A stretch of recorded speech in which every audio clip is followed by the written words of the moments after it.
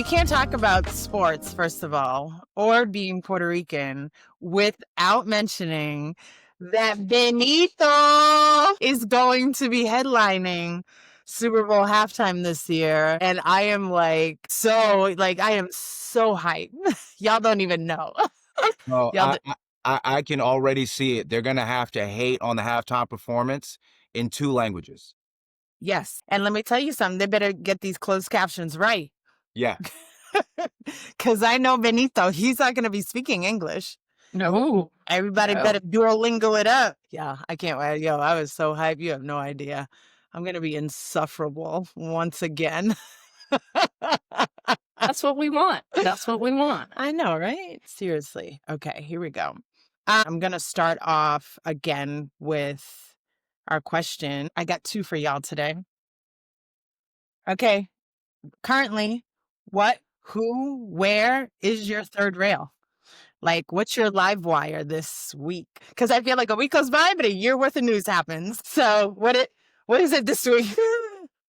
Oh man, for me, it's the flotilla that's taking place. That's a good one. And I think it's my live wire because it's not in the news here. And so you have a humanitarian flotilla, so boats that started in one place traveling to Gaza with humanitarian aid and supplies. These are citizens. This is not military. This is private people. As they're going, more and more boats are joining them. And it's so cool to see, but then they start getting attacked by drones. And what we're not hearing is what the other countries are doing. Italy has sent a war vessel to join them.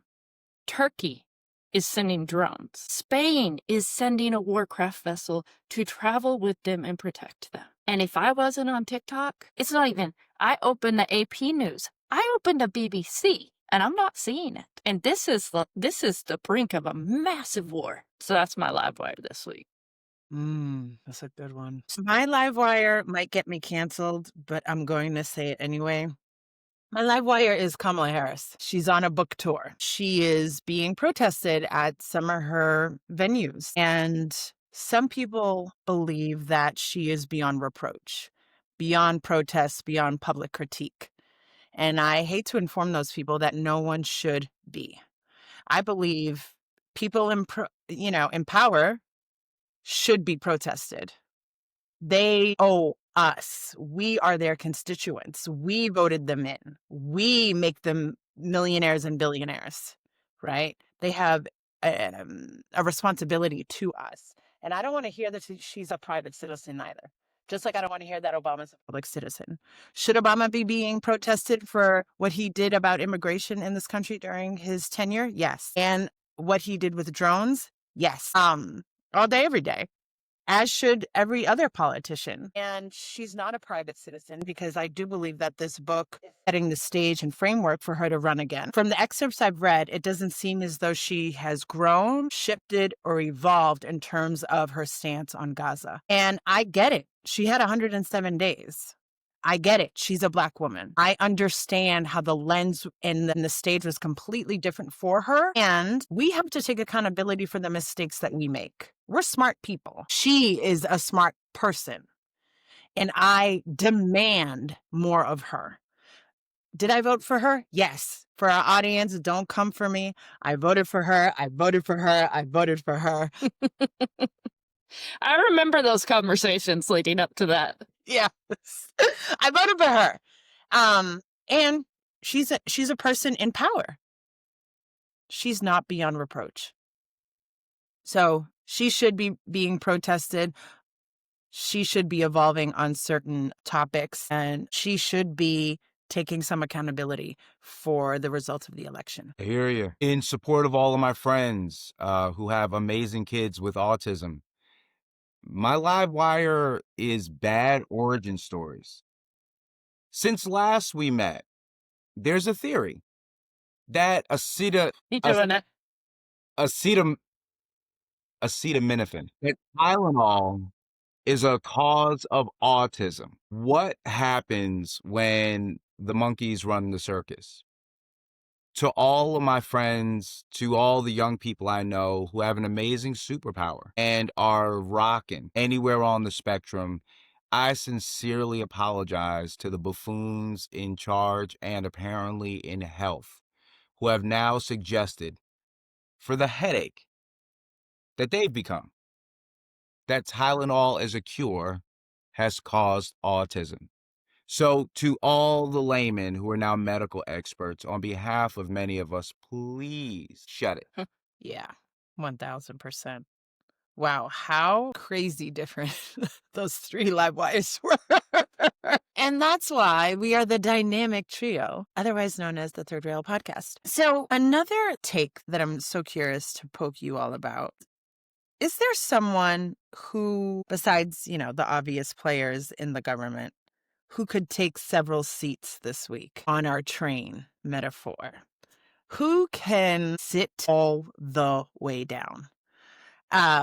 Who is taking up either too much space or being just too loud and really wrong. We talked about it last episode, is how the mic is being passed to a lot of people without context, without expertise, without an idea of what they're talking about or what they're doing, leading companies and corporations. I think for me, it's the CEO of Starbucks who has decided to close 900 stores. And it's no accident, so let's not pretend that it is, that 10% of those stores are unionized. So he's targeting the stores that had the gall to organize for fair wages. Like, sit down. I don't want to hear you speak anymore. You are just loud and you're wrong, even though your homegirl over here has been, boycotting Starbucks for a very long time. But those are people. Those are livelihoods that are at risk. And, I think the precision with which he's targeting these unionized stores is cruel. And so that's for me, who can have a seat. I'll take one that, back to Melina's take, could get me canceled. In deeply loving Black women, I have to accept the responsibility as a Black man when I'm wrong or I say something crazy. There's a sister who's sounding crazy the more she speaks. At least for this week. Amanda Seales, please have a seat. For the longest, this sister has been imploding from the inside. The only person I know that's mad at everybody is somebody who's deeply wrong about everything.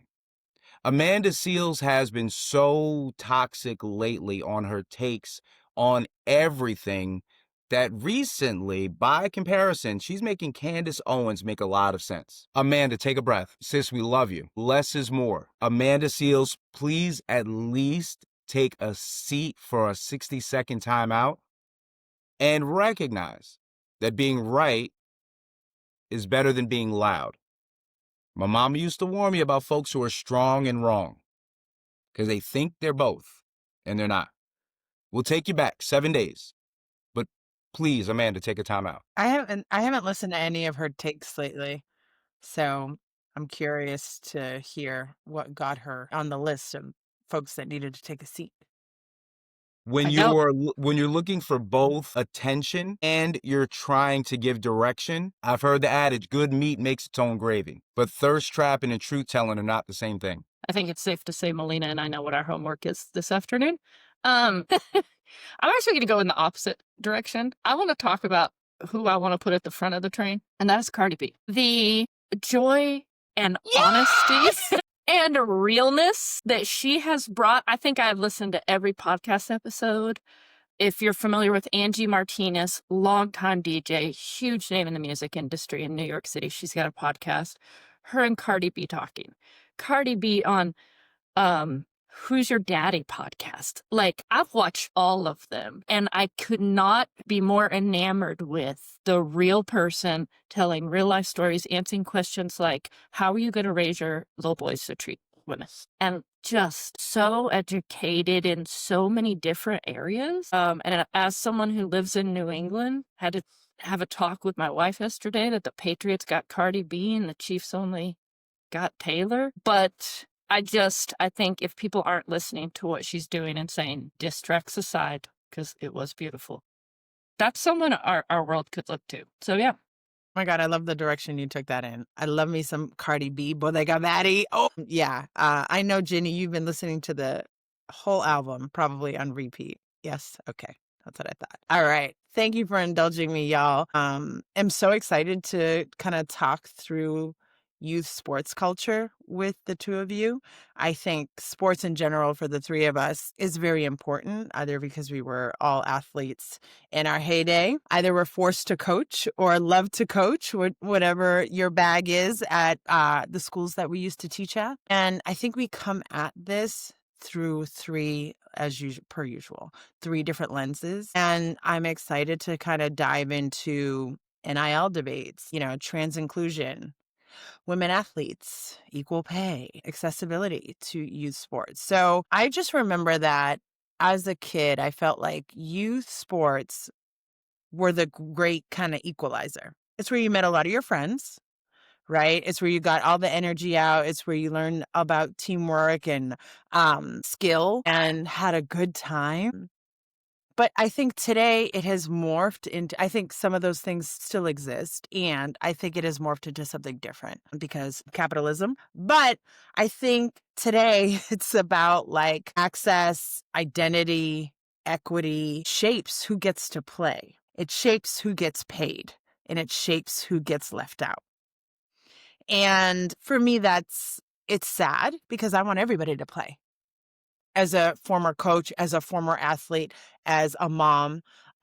So I'm interested to hear from you both about what has been the greatest like change over the course of the last 20 years with youth sports, whether it's an evolution or whether it's a rollback. All right, let's go. As a former coach, I think that access to healthy and supportive training, physical training, has definitely improved, right? Like from the culture of 90s athletics, right? If it hurts, it's right. So there's actually some science behind how we train young people and how we train ourselves in general. The downside, I think, is that no one listens to it unless it's about improving performance. And I think that what I have seen change in the last 20 years is that so little of it has to do with sports anymore. Like private equity invested $40 billion into youth sports because it's a place to make money now.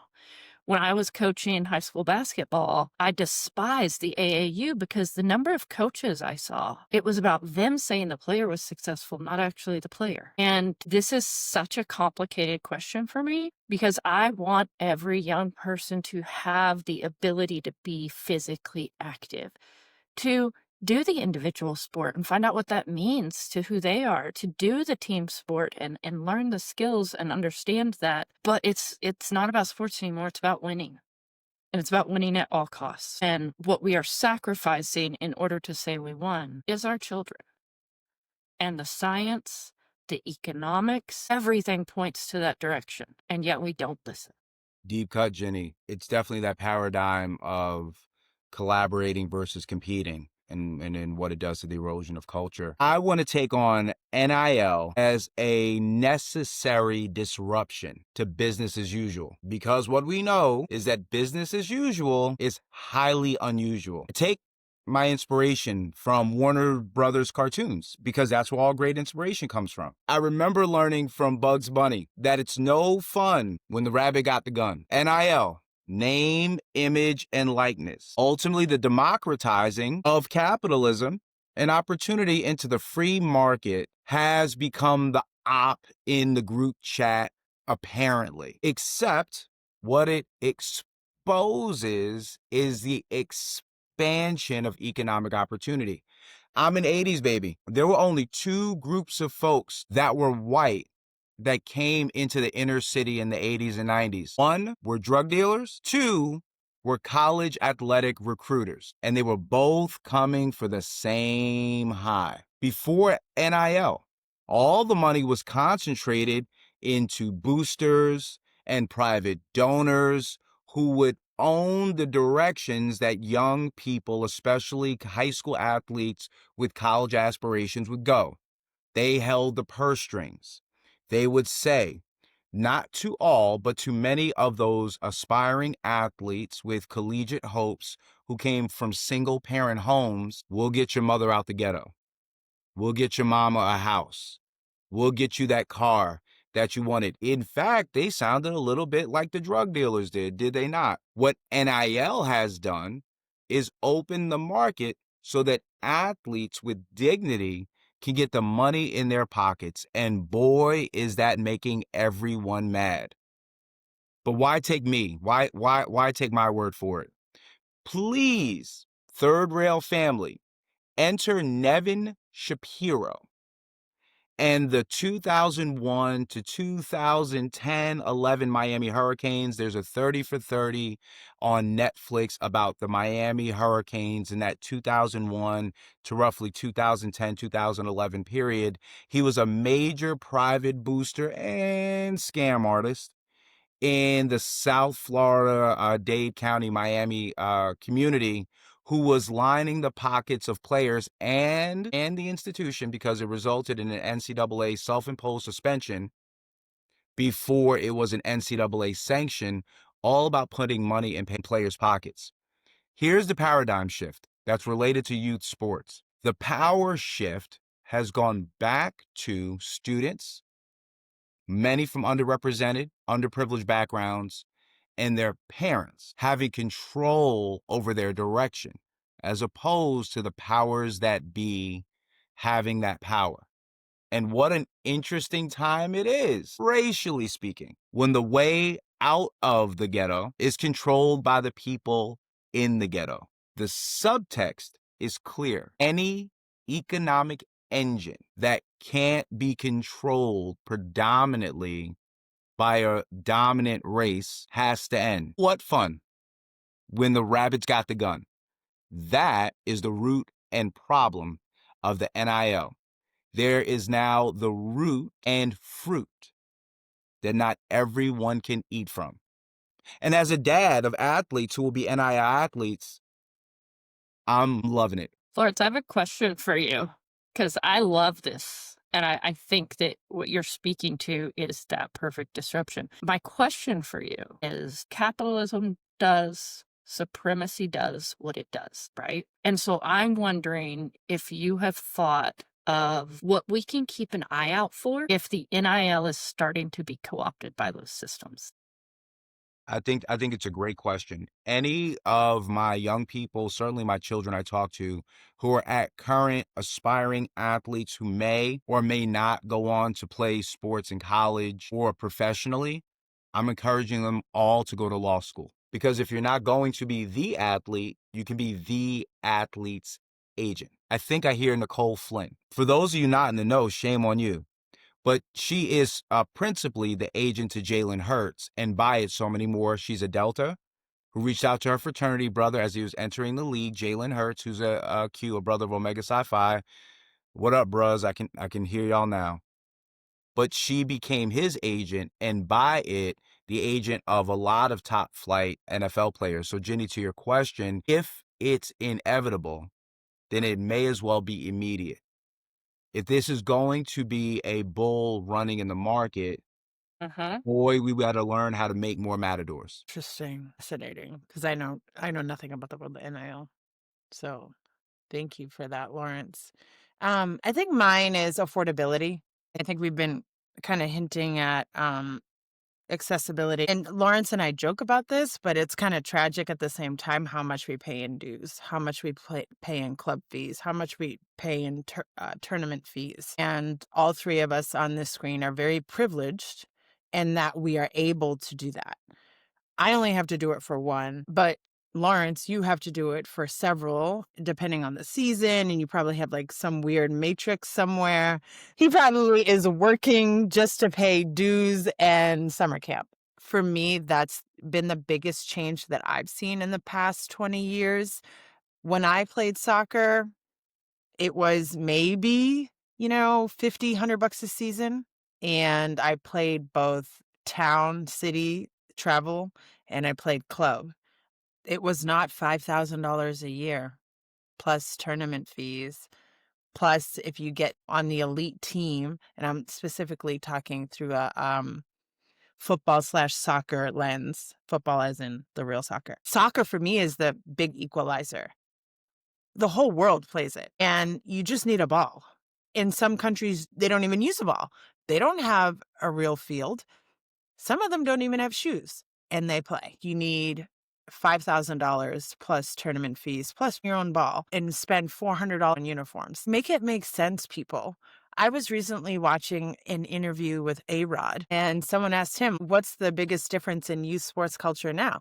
And he goes, if I was born in the 2020s, he goes, you would never know who A-Rod was, because my single mom would never have been able to afford baseball club fees. How many A-Rods are all over the country in, lower income places, in the hood, like, that don't have access to these clubs, that are just that, but are full of talent and the love of the game. I feel like even in the NBA, you see it. There aren't folks like LeBron that we see all the time coming from single parent homes or no little to any means. We have a whole bunch of nepotism in the NBA. So and so had a baby with a white woman in the 80s or 90s or early 2000s, and now the whole league looks like Drake's. Well, here, hold these two in the worlds collide kind of tension, Melina. Here's what I will say to Penn.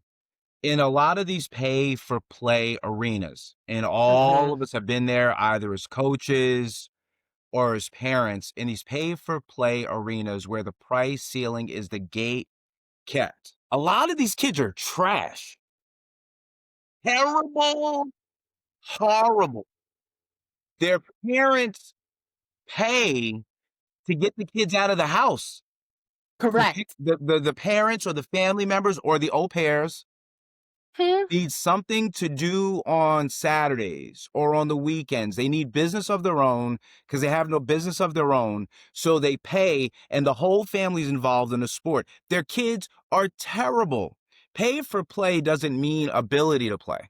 It just means that you paid for it. What if the pay for play culture and the NIL culture, which, by the way, is very soon creeping into high school, and I can't imagine it's unreasonable, because I would do it if we're following the funnel to creep its way into recreation sports. What if the democratizing of the monetizing of sports as a gateway to professional sports made its way to some of those rec sports? And if I'm a corporation and I want to fund a high school team, a rec team, I'm not paying for those trash pandas whose parents are paying for them to play. I'm paying for the best and the most qualified. That is going to disrupt the pay for play model, in that wealthy families can just get their kids to play.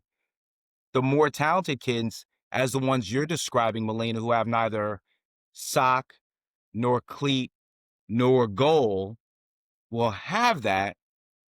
Boy, the neighborhood is going to change. And if I were reading those tea leaves, boy, I'd hate NIL too, because what are we going to do on Saturdays when we usually pay to send our kid away? I'm gonna be cheeky for a second. Is that DEI? Could one imagine? And that illegal DEI, which is usually antithetical to the business model, is great for business. Always. So I'm thinking a lot about what you're saying, which I love. There's this great organization called Project Play. They're with the Aspen Institute, and they do tons of research on the state of play in the United States. And so much of what we're talking about is this getting to the next level and access, right? So they say that like 71% of high income families pay for their children to play, whereas 31% of low income families do. I think we can understand all of that. There's the nasty return on investment, that ROI, that I see happening with parents who spend all this money, then expecting those trash players. But I spent all this money. And like they can't give up their own financial investment for their child's well-being. And so I think there's that piece. I also think that the dark side of all of this is that competition capitalism piece. So what we're saying is that every young person should have the opportunity to play. And those who are elite athletes should be able to move on to the next level, regardless of economic background. Tell me why we don't want trans kids to play. They're kids, right? I go back to this argument, right? Trans females will hurt other people in the sport. Science has found no competitive advantage prior to puberty between what is, using the binary, XX and XY, knowing that XX and XY are not the only determining factors. So if we want young people to be physically active, knowing that the rates of obesity have doubled since COVID in young people, we want all young people to be active and healthy, and we know the relationship between that and mental health. Why are we trying to lock these folks out? And the only thing I could think of is that you really don't want to lose. Like, you'd rather hurt a child than lose. And this is where that like winning piece is so worrisome to me, because we are barring entry. We are telling competitive athletes, right? We have people in the Olympics who are genetically born female, but then because their body creates more testosterone, they're being removed from competitive events. They're having things stripped from them, winning stripped from them. So what we're talking about has nothing to do with competition, and it has nothing to do with science. It has to do with misogyny and the control of winning and competition to be male-centric. And there is this false narrative about protecting women. You want to protect women, give us healthcare. Like, I'm good, right? And equal pay In sports, in sports. access to reproductive health. But Yep. go on, go off, Ginny. Right. The Army and Air Force actually did a study on some of this, because prior to the ban on transgender folks, we had transgender military service people, and they take a yearly test. And they did not see a significant advantage.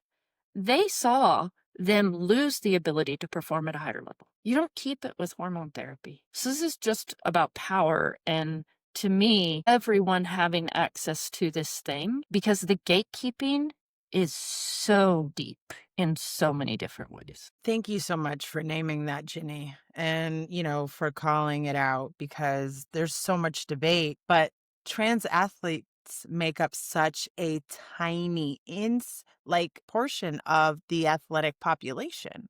And so in that NCAA, I saw this at a congressional hearing. And we're having all of these debates. We're creating a boogeyman, another dog whistle, another segment of the population who are oppressed be fearful about, to be scared about in the swimming pool or on the field. We've seen this play before. We've seen it with Black folks. Remember those super predators that the Clintons talked about? We have seen this type of fear mongering before. And to your point, who gets to decide whose bodies are welcome in sports? And if you look at those trans athletes that have been denied the ability to compete or had awards taken away, they're often of African descent or from Africa. So there's a whole nother layer to this. Also, to your statistical question, Melina, it's less than 10 athletes out of 500,000 in the NCAA. That is obnoxious that we are having these conversations over 10 people. Let those children live and have fun and compete and have access to all of the amazing things that all three of us know that sports do for kids and youth and college kids. And I know, though, that trans people in general only make up between 1% and 2% of the population of the United States of America. Have any of you ever played hurt when you were athletes? Yeah, more than I should have. At 44, I feel it every day. Fractured my right patella when I was 10, fractured my right tibia, when I was 15 in my sophomore year of high school. That was the one I think is relevant to maybe where you're going. I am petulant starting varsity football both ways. Fractured my patella at the beginning of week 2. I'm sorry, I fractured my tibia the beginning of week 2. Impetulant boy, 6 weeks in the cast. I got my cast off on a Tuesday. I was playing again that Saturday. I don't think I ever recovered since. So playing hurt as a bonehead, yes, I've done that. How about you, Jenny? So funny, because I heard that question in two ways. I'm wondering which one you were thinking of. The first is you pretended to be hurt, and the second is you played when you were hurt. And I think I played when I was hurt most of my career once I got into high school and into college. Like, I don't ever remember being totally healthy. I don't remember anyone being totally healthy. And I think that's why when we started, I said, I do think the training and the understanding and like rest and recovery. I'm out here looking like I'm still an athlete. Like I got my e-stim, I got my cups to do my cupping. And it's because I played through so much injury and pain for so long. So I think that part of it is interesting when I heard it the other way, which is, have you ever played hurt, like pretended to be hurt? It brought me to think of the increasing number of young people who are dropping out of sports by age 12. And it has to do with specialization. It actually has to do with the money piece a lot. Like they report feeling additional stress because of their family's investment. So that was the two ways I heard that. I want to give a shout out to the healthcare industry and the evolution of concussion protocol, especially amongst kids. My son has a concussion. He's been out 2 weeks. And by out, I mean out, out. His pediatrician was like, no PE, no recess, and no contact sports, period. And I can appreciate that because I've played with concussions. Didn't we all? I got a concussion at a state tournament. I had a big black eye and I still played. I'm really happy, like as a coach, as a parent, that that has come a long way and that it's kind of like unacceptable to just throw a kid out there and have them play with a concussion or concussed. I'm thinking about kids who pretend to be hurt because the love of the game for them isn't there and maybe never was. The parent is living vicariously through the child. And I see it, I can identify it so quickly. And it breaks my heart that the parent either is willfully ignorant and sees it and doesn't care and pushes forward. They just don't see it, which is even more heartbreaking because that implies that they don't know their children. But Or their child is hurt and they're still making them play. oh, I've seen that a lot too. I tell you, on the psychological part of sports, I've had my own personal brush with it. Like many parents, you've been there, family members, rich aunties, etc. You spend thousands of dollars for your young person to play rec sports, and one day they wake up and they don't want to play that sport no more. Now you're left with thousands of dollars worth of equipment that no one can use. Elijah got really good at baseball. Started playing when he was 8, was an all-star by the time he was 12, and then decided he didn't want to play baseball anymore. An amazing center fielder, fastest kid on the team.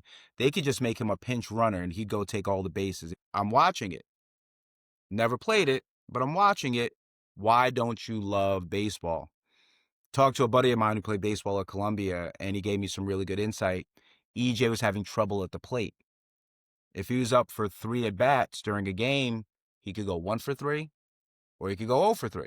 But in my head, I'm looking at the math. Hey, dude, if you're 1 for 3, that's about, you're batting over 3,000 in the MLB. That's a heck of a batting average. And then my buddy gave me some insight that was really helpful. He said, baseball is one of the worst sports in the world to feel like you're failing. And then I saw it different. When you're at the plate by yourself. When you hit by yourself. But more importantly, when you strike out by yourself. And it was the strikeouts, not the hits where he got on base, not the awesome pop flies he was making, not the bases he was stealing, that started to erode his confidence and his mental health. Conversely, he's playing basketball now. He's doing just fine, but he has no issue pulling up for 3 and missing wildly in front of tons of people. But there's something unique, and I never played, so I had to listen, and I think that's important. Parents, family members, supporters, if you've never played, you do not know that there was nothing more embarrassing for him than feeling like he was letting his team down by striking out at the plate. And I'm learning that an athlete's best superpower is from the neck up. And so a note to youth sports, family supporters, and athletes, We want to breed confidence, not bleed confidence. And sometimes we bleed confidence that our kids are going to need as adults by the time they're 12. That's Lawrence, I'm so grateful you said that because I think that's a huge, huge piece of this. And it's one of the things that has significantly improved over the past couple of years. The most elite athletes undergo mental training. And I'm imagining how many parents don't get to have that opportunity you had and what it might look like if instead of investing in specialized skills training at age 10, you invested in a sports psychologist and like what a shift that would be. But then again, that would be about preparation, not output. I'm also thinking like about how young our children like that were around begin to specialize. We have seen, especially in recent years, repetitive injuries. I am hyper aware of it as my son is into soccer and he practices 3 times a week. Then there's a game. And if you want to keep up with everybody and improve at the same rate as everyone else, then you have to have a special coach on the side who might meet with once a week. He's in an independent school. The rigor is going to start to increase. You're spending more time on your schoolwork. I think the commitment that you're supposed to put into your sport that you play also is supposed to increase with similar rigor. And he's already exhausted. He still finds it fun. He still wants to play. And it's really like this tension all of the time. And I know I'm not the only parent who feels it, but I have to say to myself, actually, you don't, at 10, you don't have to be playing 5 or 6 times a week. It's not necessary. I think, but I'm seeing a lot of kids play 6, 7 days a week. I ain't even gonna lie, that are on his team, that are in his club, and it's expected. It's like them taking it seriously. And I just put that in air quotes for y'all that aren't watching on YouTube. I'm wondering, has anyone found a balance? Is it sports specific? Should our kids be, 3-season athletes? I was on varsity lacrosse. I was on varsity basketball, even though I hated it. And I was on varsity soccer. Well, I think that there is an important conversation, and this is culturally and I think generationally. Sometimes our kids aren't good enough and we delay it. We delay it at all costs. It's not that our children aren't beloved. It's not that our children aren't gifted. It's not that our children are not good people. But there's something about Western entitlement. There's something about American culture that says you can have whatever you want. Sports is such a necessary arena because you can't have what you want. You get what you earn. And I think that sports is disruptive in the youth arena for parents who want to delay the inevitable a little while longer. Because there are going to be colleges that you can't get into. There are going to be jobs that you can't have.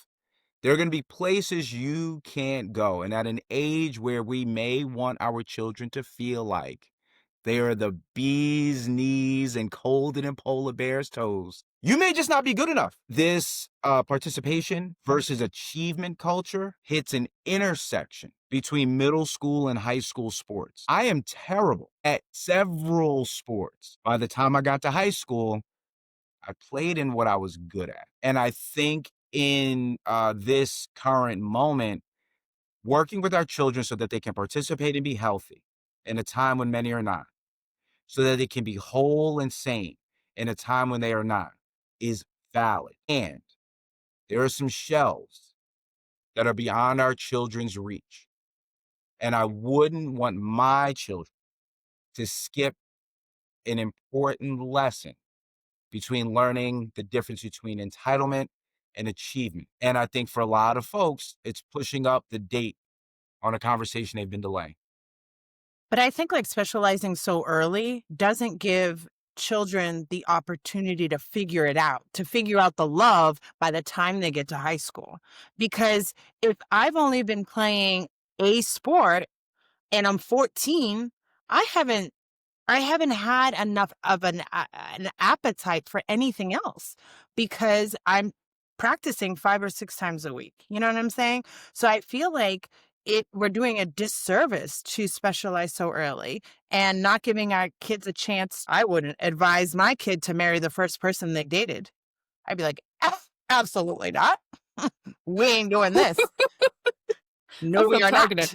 not. I would say here's what I would add to that, and it's twofold. How many art summer camps did your kids go to? And how many sports summer camps did your kids go to? So we've become so heavily focused on sports, right? That we're not creating a culture where they develop as whole people, right? I think it's why we see, particularly in young male athletes, but we're seeing it in females too, when they sit down, they pick up a remote because they're going to play a video game because that's how they know how to relax because they need to get away from the real world. How many of them would pick up a book? Because all those old tropes about athletes hold true, right? And when you're specializing, and specializing is defined by more than 8 months of the same sport a year, before 12. And so not only are you limiting their short-term ability to develop multiple interests or understand different things, but as an adult, I think this is what so many parents struggle with, is that these parents who didn't have hobbies outside sports don't know how to create space for their children to develop interests and hobbies outside sports. And the number of like athletic parents, I'll be like, I'm going to go to the theater. Like, can I take your kid or anything like that? And the answer's like, oh, you know? And so, but I really do think it's because the parents didn't have the chance to develop some of that. Last thing I want to say, the National Athletic Trainers Association put out a statement on this in 2019. And I think it's really valuable for people to look at. That there should be rest and recovery, a time away from organized sports, that you should only be on one team at a time. And I think that's part of specialization, is saying, well, but this is your primary sport. So you're going to keep playing this. If you want to do this other thing, you can. But I want to name something that's called long-term athletic development.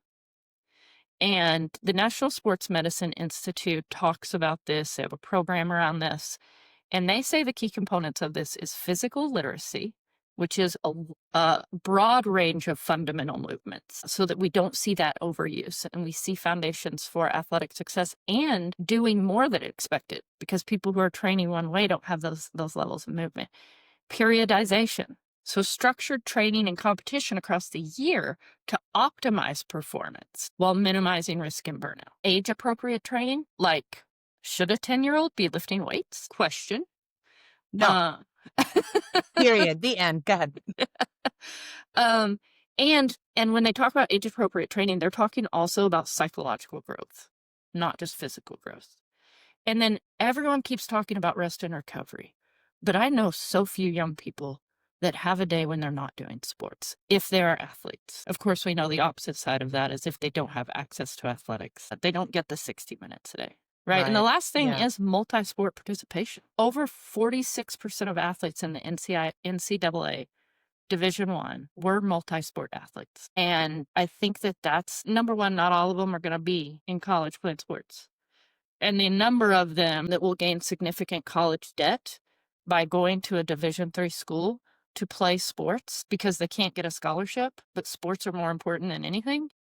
Like, that's just what if you could get a scholarship somewhere else, but you don't play a sport? So that's my final takes. All right. No, I appreciate that. I think my final take is that 20 years ago, 30 years ago, 40 years ago, we were outside playing in our neighborhoods a lot more than children do now. And I think that organized sports has replaced that free play that used to happen after school and on the weekends in our neighborhoods. And as a former PE teacher, I want to stress that organized sports and free play are not the same thing. PE and free play are not the same thing. I'm going to say it louder for the people in the back. Free play and organized anything are not the same. And it breaks my heart. It really does. Because, I used to play street hockey in my neighborhood. I used to play football with boys in my neighborhood. I used to ride bikes everywhere. to the next town, to the next 2 towns over. Don't tell my parents. But, like, I feel like it has replaced that, and I just want parents to know that they are not the same thing. You don't get this same amount of skills or rewards, from free play as you do organized sports. And I think to your point, Jenny, when our kids specialize so early, that sport becomes such a large part of their identity. And when they don't have it anymore, either because they're just not good enough or, injury or, they're no longer interested, then they're in like almost like a crisis Mm-hmm. because what else are they supposed to do for 20 or 30 hours a week now? Like, what's their Yep. hobby? What are their interests? I know it's hard because of peer pressure, etc. Parents, if you can, introduce other sports to your kids. Don't specialize too young. Take it from the 3 of us. That's my final take. Yeah. Let's get access to as many folks as we can. Amen to that. In the show notes, I'm going to try to put some organizations that exist to give kids access to sports that ordinarily wouldn't have the opportunity to do so. And I am so excited to tell our audience about our upcoming episode that will be a Q&A episode. So y'all, the Third Rail family, will be able to submit your questions to us that you would like us to answer on air. And you have 2 options to submit those questions. The first option is via email, and these will be in the show notes as well, these instructions. So don't worry if you don't have a pen and paper with you now. But the first is via email. Please send all submissions to questions, that's plural, questions at phillipscollaborative.com. Or you can leave us a voicemail. Please call 641-715-3900. And our voice box is 138513#. I'll say that one more time. 641-715-3900. And our voicemail box number is 138513#. We cannot wait to hear your questions. All things education, sports, culture, politics, DEI. We're excited. All right, that's all I had for today, folks. Another hot take on the third rail.